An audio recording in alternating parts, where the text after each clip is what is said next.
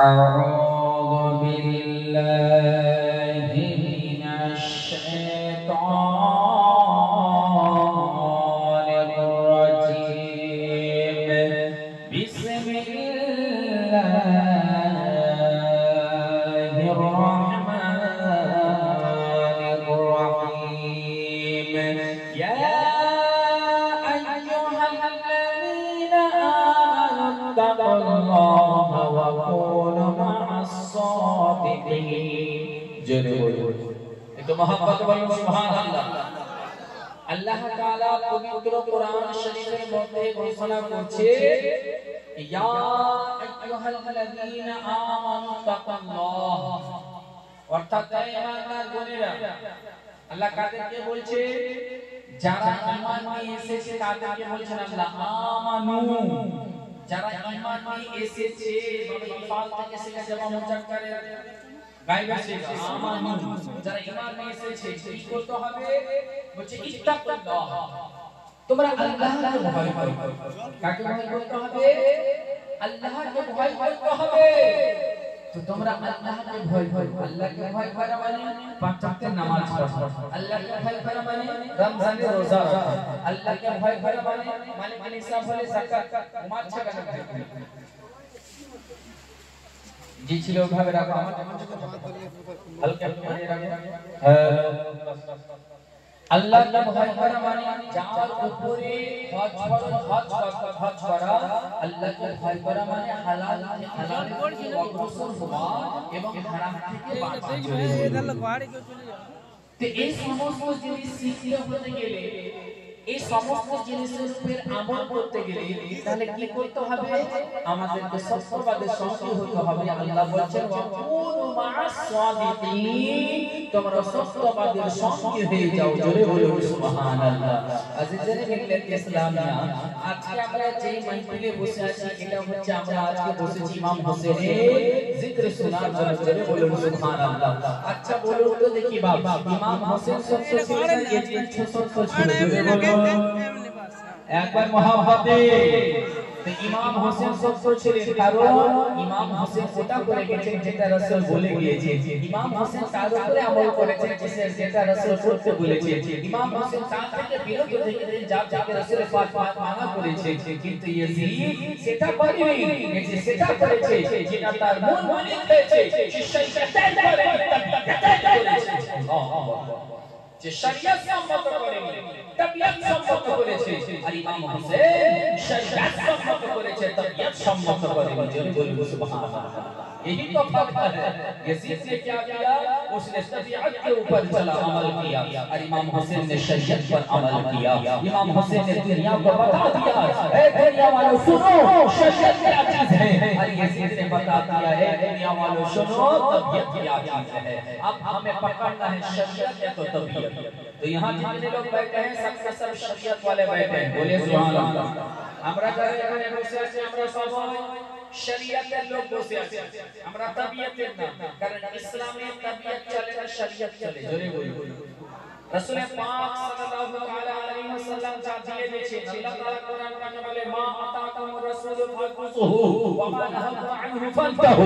রাসূল যে उसे ले लो और जिसे बात रखे उसे बात आ जाओ। জোরে বলুন। আমার রাসূল পাক সাল্লাল্লাহু আলাইহি ওয়াসাল্লাম যা দিবে তোমরা তা নিয়ে নাও এবং যা থেকে বিরত থাকতে বলে তোমরা তা থেকে বিরত থাকো। আজিজানে মিল্লাত ইসলামিয়া, রাসূল পাক সাল্লাল্লাহু তাআলা আলাইহি ওয়াসাল্লাম মদকে হারাম করে দিয়েছে, মুসলমান মেনে নিয়েছে। নবী পাক সাল্লাল্লাহু তাআলা আলাইহি ওয়াসাল্লাম আপনার জুয়াকে হারাম করে দিয়েছে, মুসলমান মেনে নিয়েছে। নবী পাক সাল্লাল্লাহু তাআলা আলাইহি ওয়াসাল্লাম জিনাকে হারাম করে দিয়েছে, মুসলমান মেনে নিয়েছে। রাসূল পাক সাল্লাল্লাহু তাআলা আলাইহি ওয়াসাল্লাম আপনার বেপরদাকে হারাম করে দিয়েছে, মুসলমান মেনে গিয়েছে। রাসূল পাক সাল্লাল্লাহু তাআলা আলাইহি ওয়াসাল্লাম আপনার ইসলামের মধ্যে যা যা আহকাম ও আরকান দিয়ে দিয়েছে, মুসলমান তা তা মেনে নিয়েছে। কিন্তু ইজিল পালিত সে বিরাদার আছে আপনার একে বলে মদকে হারাম সে ফুল মাইনো কিন্তু আমল করেনি, জিনাকে মেনো সে আমল করেনি। আজিজানে মিল্লাত ইসলামিয়া এসে যা যা করেছে শরীয়তের খেলাফ করেছে, তার জন্য ইমাম হোসেন কারবালার কোরআন করে নিজের মস্তক কানে কানে इस्लाम के इमाम हुसैन बच्चे যে বদবখতের কাছে কখনো সর ঝুঁকে না। জোরে বলুন। যখন ইয়াজিদ বদবখ, আচ্ছা এটা কি করে হলো একটু শুনে নিন। নবী পাক সাল্লাল্লাহু তাআলা আলাইহি ওয়াসাল্লাম যখন আমার নবীর বয়স দুনিয়াবি দিক দিয়ে 40 পূর্ণ হলো, তখন নবুয়ত এলান করলেন। তারপর মক্কাতে থাকলেন 53 বছর পর্যন্ত। সেখান থেকে হিজরত করে মদিনা গেলেন। যাওয়ার পর 10 হিজরি যখন হলো, আমার নবী পাকের ওসাল হলো, পর্দা হলো। তারপর নবী পাক সাল্লাল্লাহু তাআলা আলাইহি ওয়াসাল্লামের খেলাফত দেওয়া হলো কাকে? হযরত আবু বকর সিদ্দিককে। জোরে বলুন। মানে যেই দায়িত্বটা আমার নবী পাকের ছিল সেটা এবার পালন করবে আবু বকর। জোরে বলুন। হযরত আবু বকর সিদ্দিকের যখন ইন্তেকালের সময় আসলো, হযরত আবু বকর সিদ্দিক হযরত উমর ফারুককে পছন্দ করলেন। জোরে বলুন। হযরত উমর ফারুক से খেলাফত পেলেন। হযরত উমর ফারুক से খেলাফত অনুযায়ী কাজ করলেন। তারপর সেই খেলাফতটা হযরত উমর ফারুকের পরে হযরত উমর ফারুকের পর হযরত ওসমান গনিকে দেওয়া হলো। জোরে বলুন। হযরত ওসমান গনি রাদিয়াল্লাহু তাআলা আনহু কে খেলাফত দেওয়ার পর এবার হযরত ওসমান গনি রাদিয়াল্লাহু তাআলা আনহু ওই খেলাফত দেওয়া হলো হযরত আলী মুর্তজা রাদিয়াল্লাহু তাআলা আনহু। জোরে বলুন। হযরত আলী রাদিয়াল্লাহু তাআলা আনহু সে খেলাফত পাওয়ার পর সে খেলাফত হযরত ইমাম হাসান রাদিয়াল্লাহু তাআলা আনহু কে দিলেন। হযরত ইমাম হাসান 6 মাস সে খেলাফতে থাকলেন। তারপর সে খেলাফত হযরত ইমাম হাসান রাদিয়াল্লাহু তাআলা আনহু হযরত আমির মাবিয়া রাদিয়াল্লাহু তাআলা আনহু কে কোন কারণবশত তিনাকে সে খেলাফতটা দিয়ে দিলেন 4টি শর্তের উপরে। তারপর হযরত আমির মাবিয়া রাদিয়াল্লাহু তাআলা আনহু খেলাফতের পর সেই হযরত আমির মাবিয়া রাদিয়াল্লাহু তাআলা আনহু সেই খেলাফত আর কাউকে দেননি। কিন্তু বেরাদার জবরদস্তি ইয়াজিদ যখন বলছে যে আমি এটা নেব, যেহেতু বাপের কাছে ছিল আমি নেব। হযরত আমির মাবিয়া রাদিয়াল্লাহু তাআলা আনহু ইন্তেকালের পর এবারে আমির মাবিয়া ওই কুরসিতে আমির কুরসিতে বসে গেল ইয়াজিদ। হযরত আমির মাবিয়া ছেলে যখন ইয়াজিদ বসে যায়, তো বসে যাওয়ার পর এবার ইয়াজিদের কথা হলো যে আমি আমার মর্জি অনুযায়ী আমি সব কিছু চালাবো, যেহেতু আমি এখন আমার মাসনাদে বসে আছি যে জায়গায় বাবা ছিল।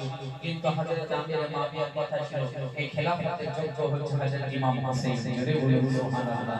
তার জন্যই এই ইয়াজিদ সর্বপ্রথম বলছে যে আমাকে মানুষকে কব্জা করতে হয়, তাহলে ইমাম হোসেনকে আমাকে বাড়ি করাতে হয়। ইমাম হোসেন যদি আমাকে মেনে নাই, তাহলে আমার কাছে সবাইকে মানতে হয়।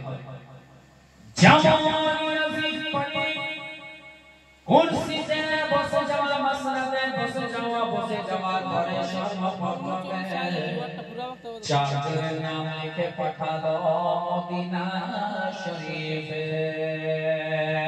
ওই চারজনের নাম উবাইদুল্লাহ বিন জুবাইর, উবাইদুল্লাহ বিন উমর, আর আব্দুর রহমান বিন আবি বকর, আর হুসাইন বিন আলী রাদিয়াল্লাহু তাআলা আনহু। সর্বপ্রথম এই চারজনের চারজনের বায়াত হওয়ার জন্য ইয়াজিদ যখন চিঠি পাঠিয়ে দিল, আর মদিনার তখন গভর্নর হচ্ছে ওয়ালিদ। এবার ওয়ালিদ বলতে লাগলো হযরত ইমাম হোসেনের বাড়ি গেলেন। যাওয়ার পরে ইমাম হোসেন রাদিয়াল্লাহু তাআলা আনহুকে গিয়ে বলতে আছেন, ও হোসেন, ইয়াজিদের পক্ষ থেকে চিঠি এসেছে। বলছে হোসেন ইয়াজিদের পক্ষ থেকে চিঠি এসেছে। বলে কি চিঠি এসেছে?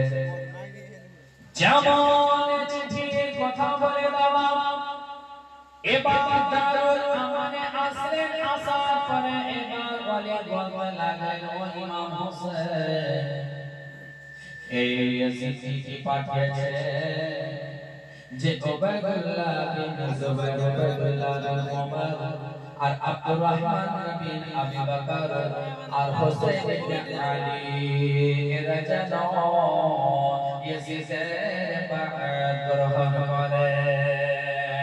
যেমন বলে দেওয়া, এবার ইমাম হোসেন রাদিয়াল্লাহু তাআলা আনহু সঙ্গে সঙ্গে আপনার বাবা জালালিতে চলে আসলেন বলছে ও বলে এটা হতে পারে না এটা সম্ভব নয় আমি কখনোই ওই ইয়াজিদের হাতে বাইত গ্রহণ করব না কেমন করে করবে বাবা বলো যে হচ্ছে নামায়ে রাসূলের বলেন সুবহানাল্লাহ হযরত আলীর যার মুখখন মা ফাতেমা রাদিয়াল্লাহু তাআলা আনহা লাগছে গায় সে কেমন করে ওই বাবার হাতে বাইত গ্রহণ করবে না সম্ভব নয় হযরত ইমাম হোসেন রাদিয়াল্লাহু তাআলা আনহু বাবা এই বাইত থেকে ইনকার করে দিলেন বলে খবরদার এটা হতে পারে না ইমাম হোসেন কখনো ইয়াজিদের বাইত গ্রহণ করবে না জোরে বলুন সুবহানাল্লাহ যেমন খবর ইয়াজিদের কাছে পৌঁছে যাওয়া ওই ইয়াজিদ তখন সঙ্গে সঙ্গে ক্রুদ্ধ হয়ে গেলেন আমার বাইত থেকে ইনকার করে দিলেন যেমন শুনে নেওয়া এবার ওই ইয়াজিদ ঘোষণা করে দিল ইমাম হোসেনকে যেন কাকার করে দেওয়া হয় এবার ঘটনা সামনে চলে আসছে যে ইমাম হোসেনকে এদিকে কুফার লোকেরা আপনার একটা নয় দুটো নয় সও সও আপনার চিঠি এবং ফাঁসিস পাঠাচ্ছে যে সময় সও সও চিঠি এবং ফাঁসিস পাঠায় ইমাম হোসেন মক্কাতে অবস্থান করে আছে ইমাম হোসেন এবার কুফার লোকেরা চিঠি পাঠায় ইমাম হোসেন আপনি আমাদের কুফাতে চলে আসেন কুফাতে আসার পরে হুজুর আপনি আমাদেরকে বাইত করান কারণ আমরা ইয়াজিদের হাতে বাইত হব না ওই ইয়াজিদ পালিয়ে আমরা আমাদের সরদার আমিরুল মুমিনিন মানব না হুজুর আমরা ওয়াদা করছি আমরা আপনার পক্ষে থাকবো হুজুর আপনি যদি কুফায় চলে আসেন হুজুর আমরা আপনার হাতে একজন নয় দুইজন নয় 1 লক্ষ কুফাবাসী আপনার হাতে বাইত হব ইমাম হোসেন রাদিয়াল্লাহু তাআলা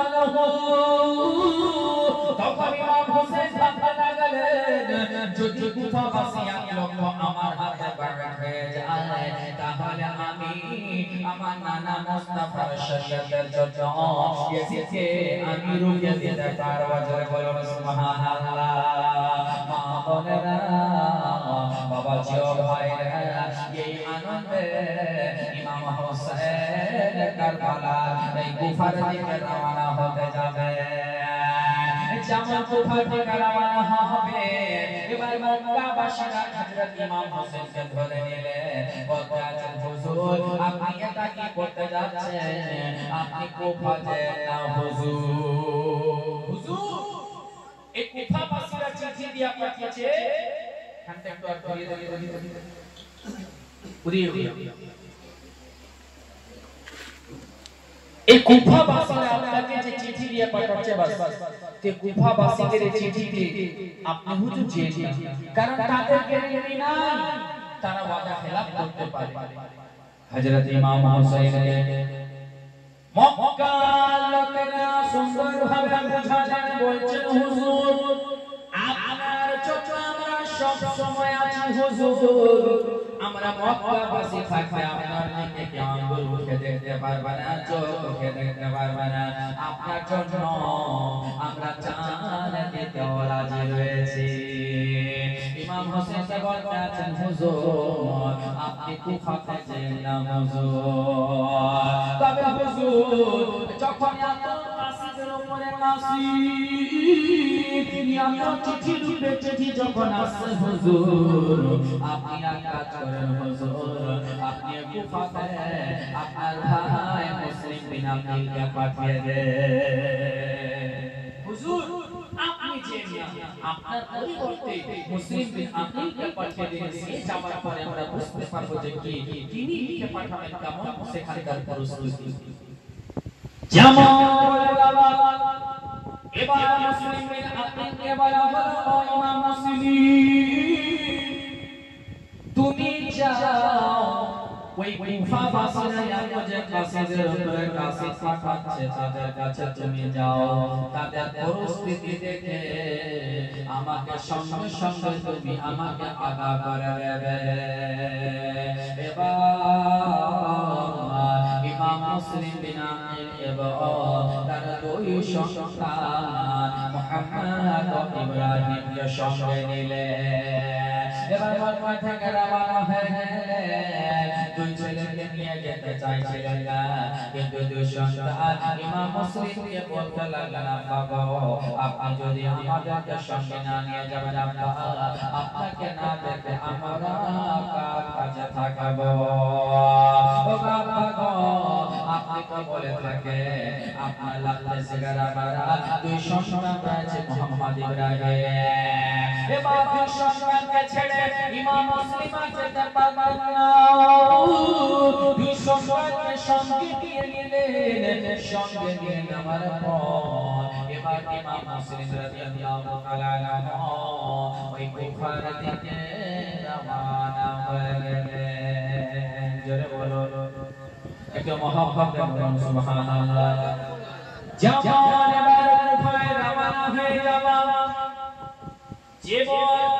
যখন ইমাম মুসলিম রাদিয়াল্লাহু তাআলা আনহু ওই কুফাতে পৌঁছে গেলেন কুফাবাসীরা দেখতে আছে এত সুন্দর ভাবে ইস্তেকবাল এত জোরে জোরে নারা লাগাতে লাগলো এত আনন্দিত হলো ইমাম মুসলিমের হাত চুম্বন করে কদম চুম্বন করে ইমাম মুসলিমের দুই সন্তানকে মুহাম্মদ ইব্রাহিমকে গলায় গলায় লাগায় সবাই আদর করলো রে মা কেমন আপনাদের দিকে পীর সাহেব আছে নাকি যেমন হুজুর আছে পীর সাহেব আছে আপনারা কেমন ইস্তেকবাল করে হ্যাঁ নারা নারা হুজুর আছে পীর সাহেব আছে যদি হুজুরের ছেলে আছে আমরা আদর করি না তো বিরাদার মর্যাদা তেমনই কুফাবাসীরাও তারাও ইমাম মুসলিমের এরকম নারা লাগাতে লাগলো আর সম্মান করতে লাগলো ইমাম মুসলিম তখন দেখছেন সেই ইমাম মুসলিমের কাছে ৪০,০০০ কুফাবাসী বাইরে গ্রহণ করে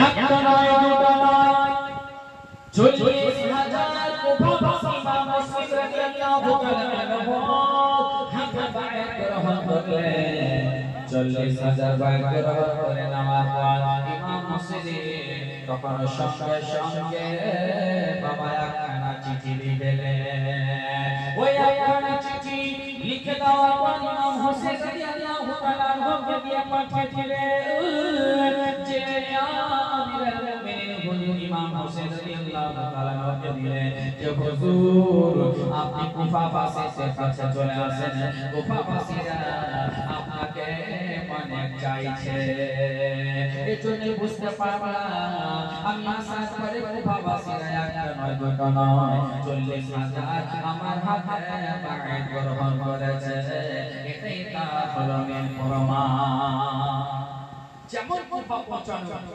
হযরত ইমাম মুসলিম তখন সঙ্গে সঙ্গে চিঠি লিখে পাঠিয়ে দিলেন ইমাম হোসেনকে হুজুর আপনি চলে আসুন কুফাতে কারণ এই কুফার লোকেরা অনেক ভালো আপনাকে চাহনে वाले তারা আপনাকে চায় তারা ইয়াজিদের খেলাফত গ্রহণ করবে না তারা ইয়াজিদকে তারা গভর্নর মানবে না তারা ইয়াজিদের হুকুমত মানতে চায় না হুজুর আপনার চাহনে वाला কারণ আমি দেখলাম আমি আশা করি ৪০,০০০ কুফাবাসী আপনার হাতে বাইআত গ্রহণ করলো জোরে বলুন জামান এই চিঠি তো পাঠিয়ে দিলেন চিঠি নিয়ে চলে গেলেন কিন্তু ওই সিস্টেম নয় আজকে যেমন কোনো খবর বলা চটরে বলে দিলাম আজকে কোনো খবর হঠাৎ বলে দিলাম কিন্তু আজকে এই জামানাতে এটা ছিল কিন্তু ওই জামানাতে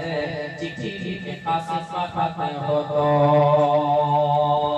এবার ইমাম মুসলিম এবার কাছে পাঠিয়ে দিলেন বাবা এই সামনে চাচাতে লাগলেন যেহেতু মুন্তাসির হয়ে যাবে মুহাম্মদ দরুদ পড়েন আল্লাহুম্মা সাল্লি আলা সাইয়্যিদিনা মাওলানা মুহাম্মদ ওয়া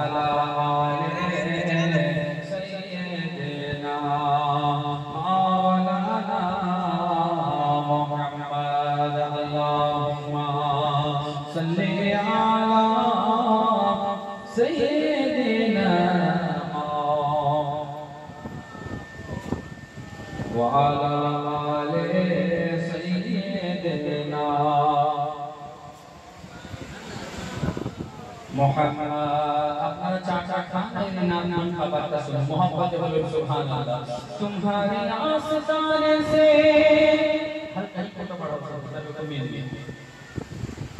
کہ تمہارے آستانے سے زمانہ کیا نہیں پاتا کہ تمہارے آستانے سے زمانہ کیا نہیں پاتا کوئی بھی در سے کلی مانگنے والا نہیں جاتا ہر جھولی بولو ہر جھولی میری جان عالم ہر جھولی میری جان عالم لوٹ کر میں نہ جاؤں گا خالی ہر جھولی میری جان عالم لوٹ کر میں نہ جاؤں گا خالی کچھ نوازوں کا صدقہ ہو کچھ نوازوں کا صدقہ ہو کچھ نوازوں کا صدقہ ہو در پہ آیا ہوں بن کے سوالی حق سے پائے شان کریم مرحبا دونوں عالم کے والی مرحبا دونوں عالم کے والی اس کی قسمت کا چمکا ستارہ اس کی قسمت کا چمکا ستارہ جس پر نظر کرم تم نے ڈالی ہر جھولی میری جان عالم لوٹ کر میں نہ جاؤں گا خالی تم زمانے کا مختار ہو یا نبی بے قصوں کے مددگار ہو یا نبی تم زمانے کا مختار ہو یا نبی بے قصوں کے مددگار ہو یا نبی سب کے سنتے ہو اپنے ہو یا غیر ہو سب کے سنتے ہو اپنے ہو یا غیر ہو ہم غریبوں کے گبار ہو یا نبی ہر جھولی میری جان عالم لوٹ کر میں نہ جاؤں گا خالی ہر جھولی بولا بولا بولا ہر جھولی میری جان عالم لوٹ کر میں نہ جاؤں گا خالی زندگی بخشی بندے کو آبرو دین حق کی بچا لے آبرو دین حق کی بچا لے میرے آقا بولو بولو بولو میرے آقا کا پیارا نواسا جس نے سجدے میں گردن کٹالی میرے پیارے میرے آقا کا پیارا نواسا جس نے سجدے میں گردن کٹالی ہر نظر کانپ اٹھے کہ محشر کے دن خوف سے ہر کلیجہ دہل جائے گا ہر نظر کانپ اٹھے کہ محشر کے دن خوف سے ہر کلیجہ دہل جائے گا مسکراتے ہوئے آپ آ جائیں مسکراتے ہوئے آپ آ جائیں حشر کا نقشہ بدل جائے گا درد جھولی میری تاج درد جھولی میری جان عالم لوٹ کر میں جاؤں گا خالی تمہارے آستانے سے زمانہ نہیں پاتا تمہارے آستانے سے زمانہ نہیں پاتا کوئی در سے کلی مانگنے والا نہیں جاتا درد جھولی میری جان عالم لوٹ کر میں نہ جاؤں گا خالی کچھ نوازوں کا بولو بولو کچھ نوازوں کا صدقہ عطا ہو در پہ آیا ہوں بن کے سوالی بیمار امام مسلم جو یہ چٹھی کھلا কারো কাজে লাগবে না। এবার ইমাম মুসলিম যাবে কোথায়? হানি বিন উরওয়ার বাড়িতে। জোরে বলুন সুবহানাল্লাহ। এবার হানি বিন উরওয়ার বাড়িতে ইমাম মুসলিম অবস্থান করলে। এই কুফাতে একটা বাড়ি, যার বাড়ি ছিল হানি। জোরে বলুন সুবহানাল্লাহ। হানির বাড়িতে হযরত ইমাম মুসলিম যে অবস্থান করলেন সঙ্গে দুই সন্তানকে নিয়ে গিয়ে। কিন্তু এই সমস্ত কাজ ইমাম মুসলিমের হাতে বাড়িত হওয়া এবং ইমাম মুসলিমের জন্য এত লড়াই হযরত ইমাম হুসাইন রাদিয়াল্লাহু তাআলা আনহুর হাতে বাড়িত হওয়ার জন্য কুফাবাসীরা যে এত লড়াই তো এটা বনি উমাইয়া কিছু লোক ছিল যারা দালাল, তারা কিন্তু এটা সহ্য করতে পারল না, যারা ইয়াজিদের দালাল ছিল।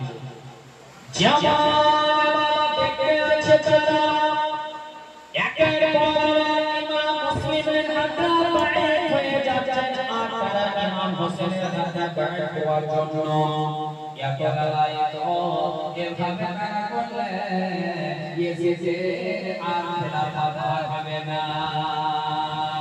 তখন বনি উমাইয়া ছিল, তখন সে কুফাবাসীর গভর্নর ছিল মুহাম্মদ বিন বাশির। জোরে বলুন সুবহানাল্লাহ।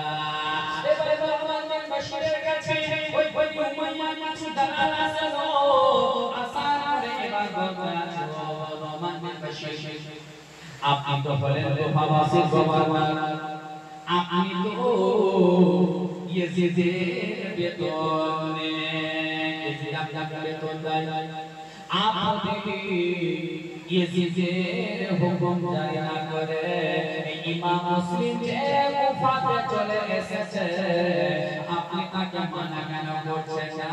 আপনি তাকে গ্রেফতার কেন করছেন না? আপনি তাকে কতল কেন করছেন না?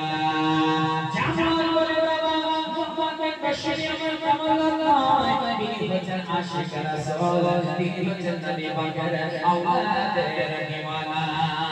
মুহাম্মদ বিন বাশির তখন তাদেরকে বলে দিল, ওরে শুনতে শোন, আমি 4 টাকার জন্য আমি আমার নবীর নামাজের উপরে হামলা করতে পারবো না, আমি তাদেরকে কোনো সাইয়্যদকে কতল করতে পারবো না। আমার টাকা দরকার নাই, আমার টাকা দরকার নাই, আমার যেটা ভালো এবং সেটাই আমি করব। আমি হলাম নবীর গোলাম, আমি হলাম ইমাম মুসলিমের গোলাম। জামাল বলে বাবা এমন ভাবে বলাতে ওই বনি উমাইয়ার কিছু দালালের রাগ হয়ে গেল, খাচ্ছে ইয়াজিদের আর কাম করেছে ইমাম হোসেনের। জোরে বলুন সুবহানাল্লাহ। এবার এই খবর খানার সঙ্গে সঙ্গে বাবা ওই ইয়াজিদের কাছে পৌঁছে দিল। এরকম সব জায়গায় থাকে বাবা, যদি এই গ্রামে আপনার সবাই ভালো হয় তবুও দেখবেন যে দুটো লোক চুগলি লাগা আছে, কি করে ঝগড়া লাগানো যায়। তো বেরাদার কখনো কুফাত ছিল যে বেরাদার সকল কুফাবাসী তো খুশি, কিন্তু বনি উমাইয়ার কিছু লোক আছে দালাল ইয়াজিদের, তারা কিন্তু খুশি নয়। তার জন্য বেরাদার চট করে কখন যে লুস করে একটা চিঠি লিখে পাঠিয়ে দিল আপনার ইয়াজিদের কাছে। ইয়াজিদের কাছে যেমন পৌঁছানো, যেমন দেখলাম ইয়াজিদ যে কুফার গভর্নর আছে মুহাম্মদ বিন বাশির, সে কিন্তু আল্লাহর কথা অনুযায়ী কাজ করে না। সে এখন পর্যন্ত ইমাম মুসলিমকে গ্রেফতার করেনি, কতল করেনি, এবং এত কিছু যে হচ্ছে কুফাবাসীরা এখন এত আস্তে আস্তে ইমাম মুসলিমের হাতে বায়াত গ্রহণ করেছে। ইমাম হুসাইন রাদিয়াল্লাহু তাআলা আনহু হাতে বায়াত হওয়ার জন্য অনেক লড়াই করেছে, কিন্তু মুহাম্মদ বিন বাশির তাকে কিছু বলে না। যেমন দেখে নেওয়া ইয়াজিদ তখন সঙ্গে সঙ্গে এবার ইবনে জিয়াদকে ওবায়দুল্লাহ ইবনে জিয়াদকে তখন চিঠি পাঠিয়ে দিল যে তুমি যাও। তখন সে বাসরার গভর্নর ছিল। ওবায়দুল্লাহ ইবনে জিয়াদকে চিঠি দিয়ে দিল, ইয়াজিদ পাঠিয়ে দিল, তুমি যাও ওই কুফাতে চলে যাও। কুফাতে যাওয়ার পরে সর্বপ্রথমে নুমান বিন বাশিরকে তুমি সেখান থেকে তাকে তুমি মাসুল করে দেবে, তাকে নামিয়ে দেবে, আর জায়গায় তুমি বসে যাবে। তুমি বসে যাওয়ার পর এবার ওই কুফাবাসীর উপরে তুমি তোমার হুকুমত চালাবে। ইমাম মুসলিমকে তুমি কতল করে দেবে। একবার মোহাম্মদে পড়ুন আল্লাহুম্মা সাল্লি আলা